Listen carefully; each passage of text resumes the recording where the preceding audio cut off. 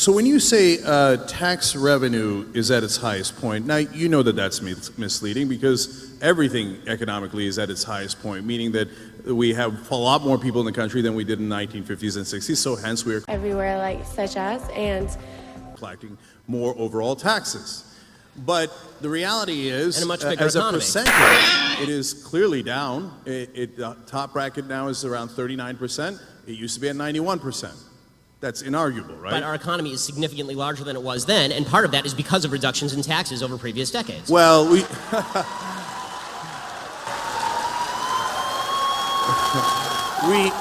tried supply-side economics. Hey, Kansas, how's that working out for you? So there's this myth that... It's working out for you. Your business is doing great. Okay, yeah. Well, we just had 8 years of Obama.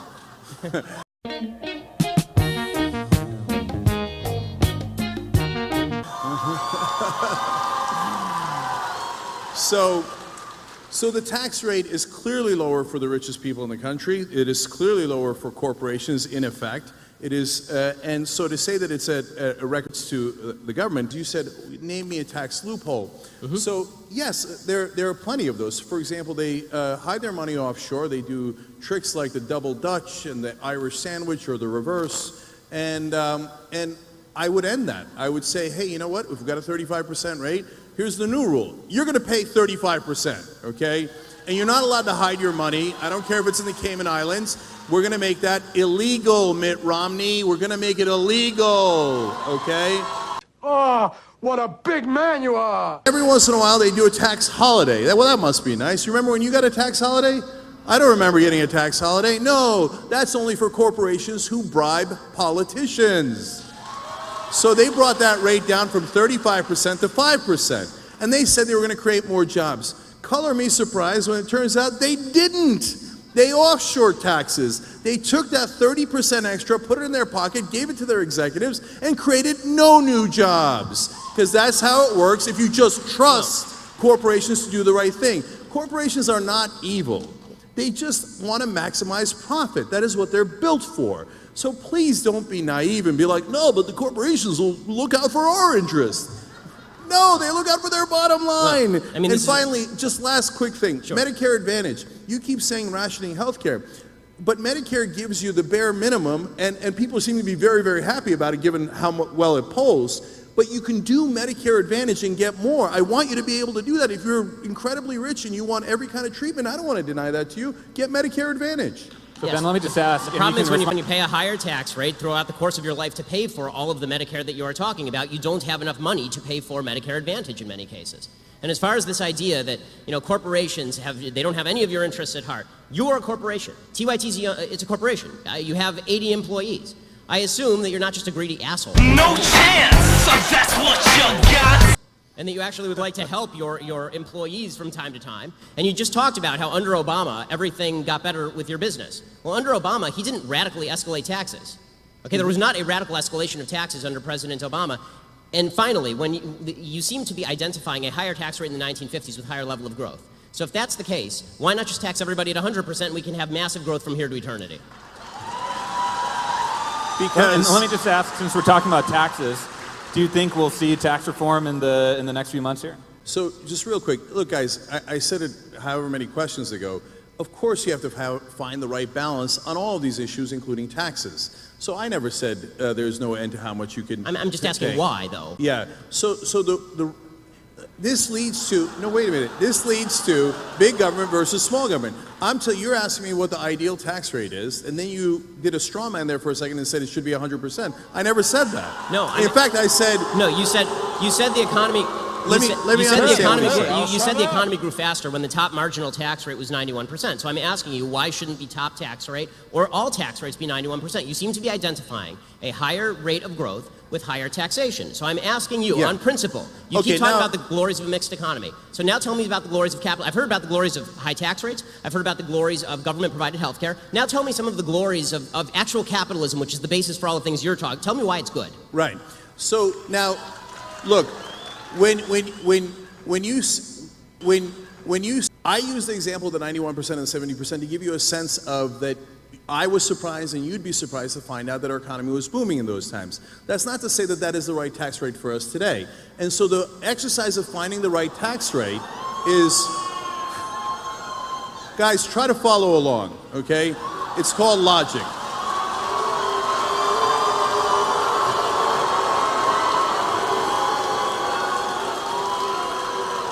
So it would be preposterous to set the tax rate at 0. It would be preposterous to set it at 100%. So what we have to do as a society is figure out where we can maximize the most amount of good for the country. Should it be closer to 0 or closer for the to government, 100? but not too much away from us. So, for example, the reason why when taxes are higher, it winds up being better for the economy is because it recirculates the money. So if you give it to the rich, this is hilarious. If you're uneducated, please at least don't make it obvious. I was the best because the crowd loved me. This is the most interesting conversation on taxes I've heard. If you don't know the concept of recirculation of money, then go look it up.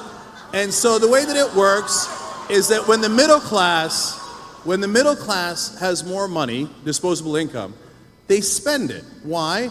Because they're not living in the lap of luxury. They're not saving it for their yacht.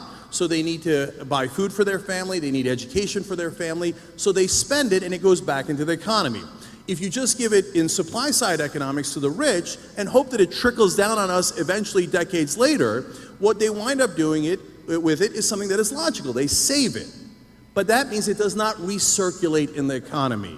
And that is why when you have lower taxes, ironically, the economy does worse. But of course it's a balancing act. Okay, so now you're making a strong case for Keynesian economics, which is totally fine, obviously. The problem with Keynesian economics is that it doesn't even work in theory because, again, once you go to the logical extreme, which is remove all of the money from the rich people who are saving all their money and give it to all the poor people to buy hamburgers, that doesn't help the economy or spur the economy. What spurs the economy is a higher level...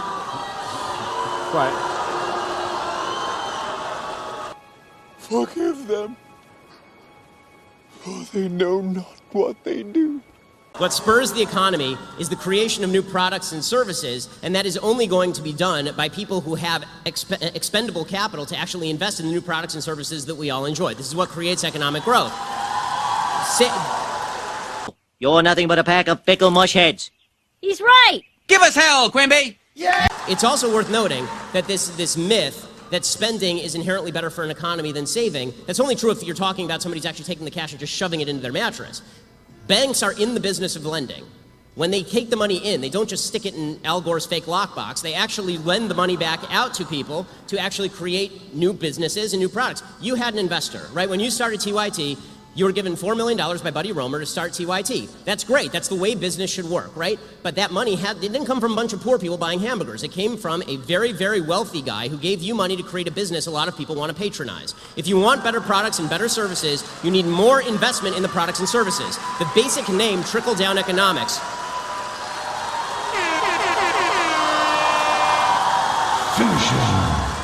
The basic name trickle-down economics is not something that any conservative even proposed. It's a leftist revision of what economics actually is, because you're not giving me the money.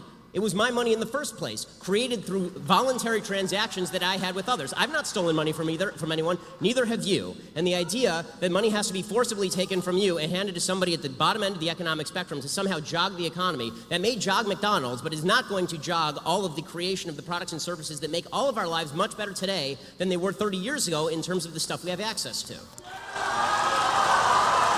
Cenk, I'll let you respond to that briefly, and then we'll switch topic. Yeah. So I'll try to answer that as briefly as I can, and I'll go on to your questions. So when you talk about, hey, the banks they're not going to just keep the money, they're going to put it out and lend it to people, unless they decided to do their own investments, which is what they did because we repealed Glass-Steagall.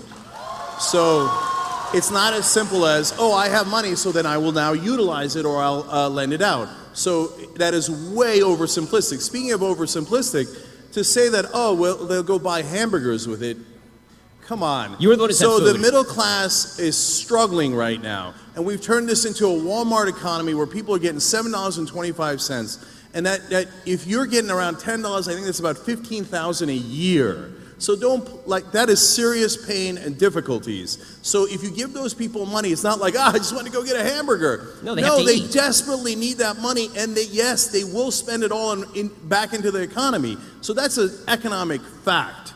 And so, and Ben, for the 88th time, we have to find a balance where you have provided an incentive for people to save and invest, and you have provided an incentive for people to be able to put money back into the economy and to be able to live. And it's not, and taxes is not stealing from you. So you're right, I run a business. So in order for people, my employees, to get to my company, you know what they have to do? They have to drive on roads. Speaking of oversimplistic, okay, so it's not stealing from me to build that road.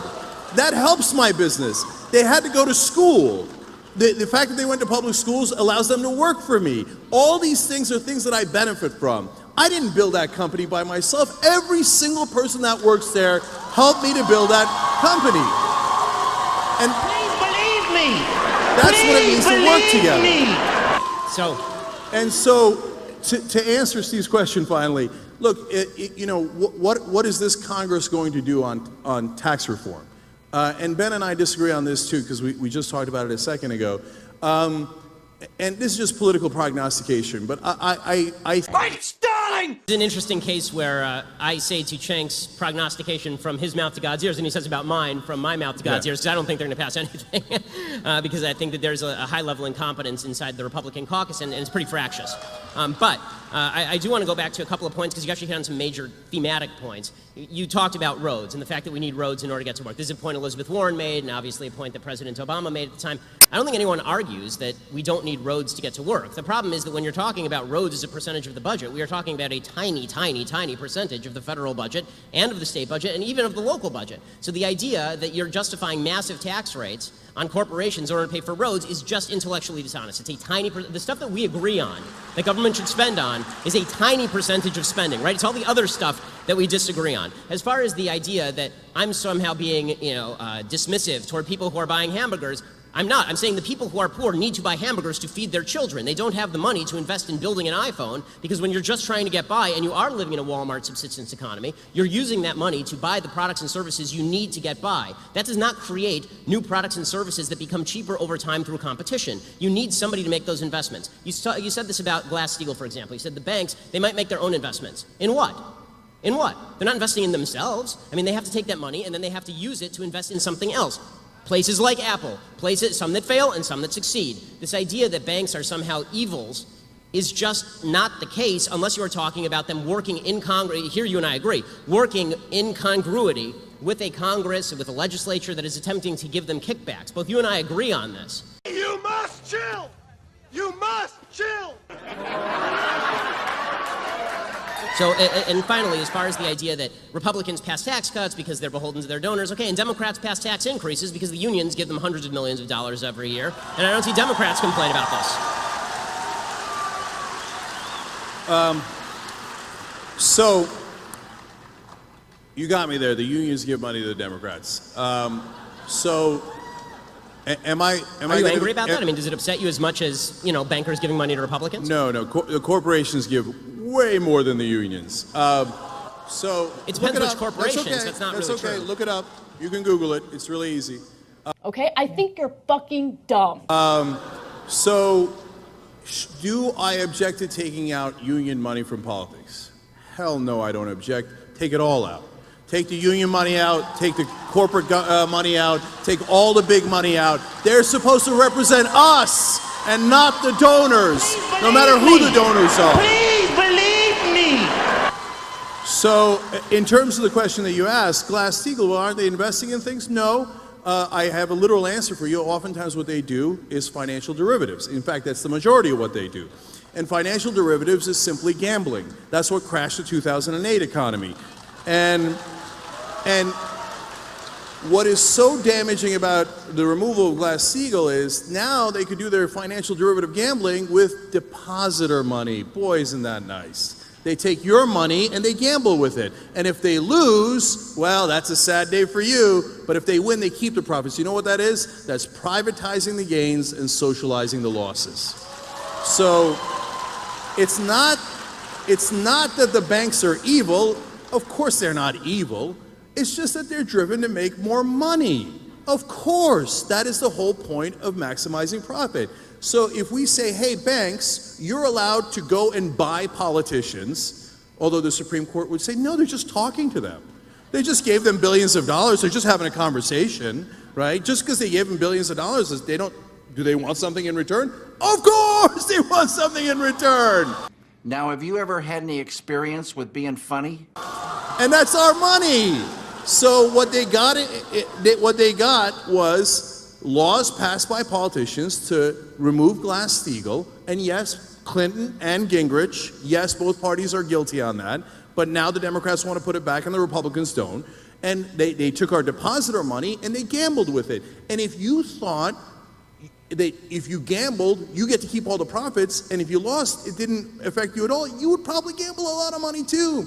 And you would take a lot of risk until you crash the economy, and that's exactly what happened. Okay, so Ben, let me just add one piece to this question. You'll respond to it too.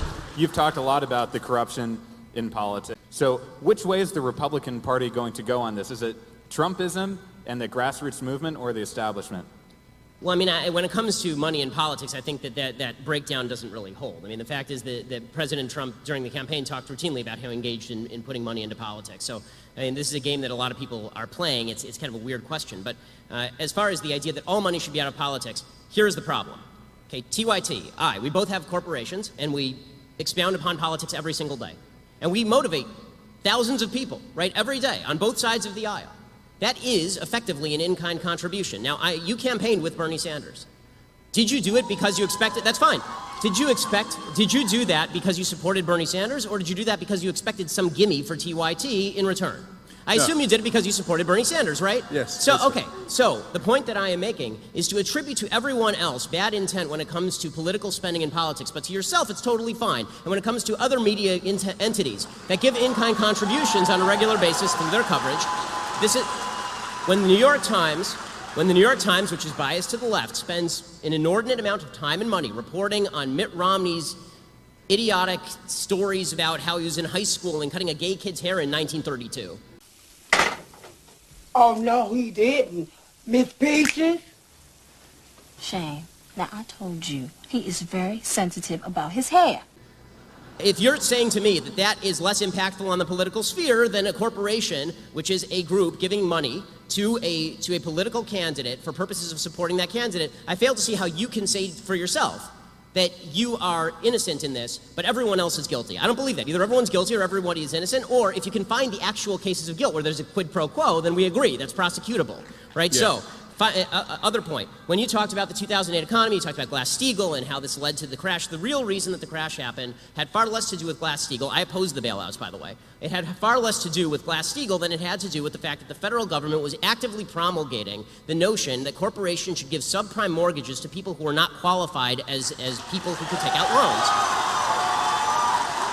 This meant that, as you say, corporations are not inherently conservative, they're not inherently free market, they're inherently profit-driven. So if they felt that they could give a bunch of subprime mortgages and this would inflate the real estate prices, and if things went wrong, they just foreclose on the nearest house, and the market just keeps going up and up and up, and they can just, as you say, turn these into derivatives and sell them on the open market by pretending that these are all good loans because they have government backing, then of course you're going to get an inflated, overheated real estate market. But the question there is not the workings of the free market, it's the combination that you like in a mixed economy, that I hate. Okay, I hate mixed economies. That's racist! In the sense that I don't believe that capitalism and socialism should be mixed, that corporatism is the solution. Okay, what you're talking about is corporatism. You're talking about Glass-Steagall, which freed the getting rid of Glass-Steagall, it freed the corporations to invest in a free market manner, but also they gave a bailout to all of these corporations by essentially incentivizing them to give a bunch of bad loans, knowing that if things went bad, then all the losses would be socialized. The problem there is not the free market. The problem there is a government that is acting as a backstop for bad decisions in the free market by profit-driven corporations.